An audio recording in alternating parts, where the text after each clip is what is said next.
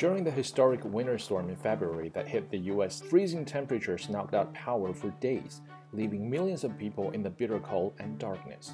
Many were left homeless, and more than 100 people died during the storm, according to state officials.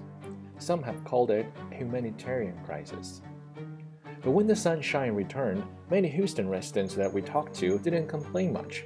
Instead, they were busy fixing their water pipes and getting back to their normal lives. The shrub said it was just the weather, not realizing that no, it was a lot more than that.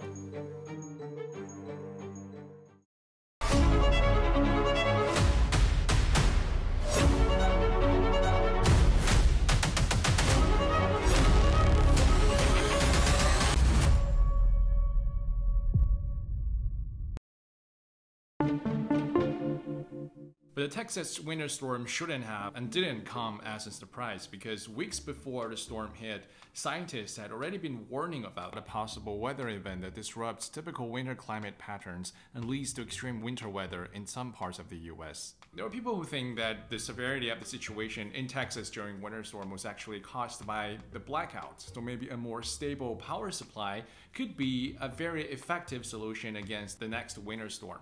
But as a matter of fact, the vulnerable power grid might have contributed to the blackouts that swept across the state in the first place. Energy consumption is responsible for 73% worldwide greenhouse gas emissions, by far the biggest among economic sectors. Within the sector, generation of heat and electricity is responsible for most emissions, taking up to 30% of total global emissions. And in 2019, the US's renewable energy consumption reached 11%, almost just a fourth of petroleum consumption. High greenhouse gas emissions accelerate climate change and lead to extreme weathers like the winter storm in Texas happen a lot more often. I think we're at a transition time. Historically, no one's really cared or had any reason to care where their electricity comes from, but because electricity is so strongly tied, electricity generation is so strongly tied to CO2 emissions and climate change, and people now are starting to ask questions about where their electricity comes from. Or maybe sometimes they don't get the answer they want to hear. True. Unsatisfied with the development of green energy, some people decided to take matters into their own hands. There are cases that are called CCAs, meaning community choice aggregators, meaning that local residents who are no longer happy with receiving dirty energy from their providers would team up and take charge of selecting electricity providers for the community according to their own green standards. Not only does this provide green electricity to these households, but it also contributes to the acceleration of social transformation for these large providers, because after all, it means that they're losing business. There are cases called community solar. It means that residents can either buy or lease a portion of the solar panels in the area and receive an electric bill credit for electricity generated by their share of the community solar system. For people who are unable to install solar panels on their roofs because they don't own their homes or have insufficient solar resources or any other reason, this is also a way to go. But there are problems with this as well. So for a residential installation, only like 10% of the total installed cost is the solar panels themselves.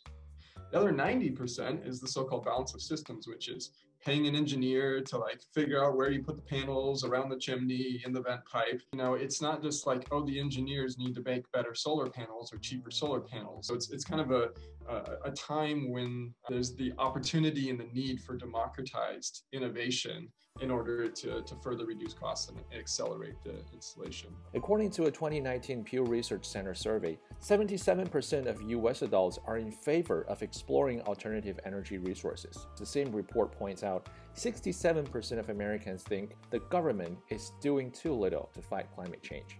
I think the idea of a grassroots movement where individuals act is very limited in its potential for the following reason.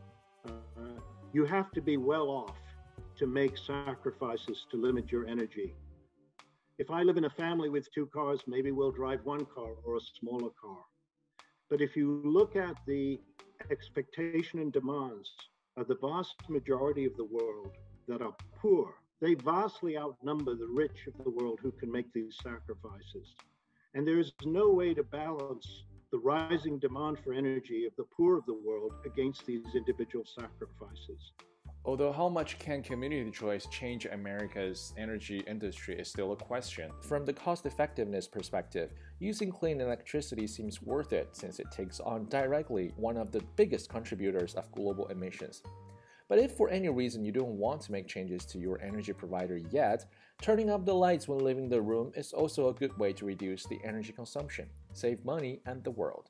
When it comes to climate, no action is too small.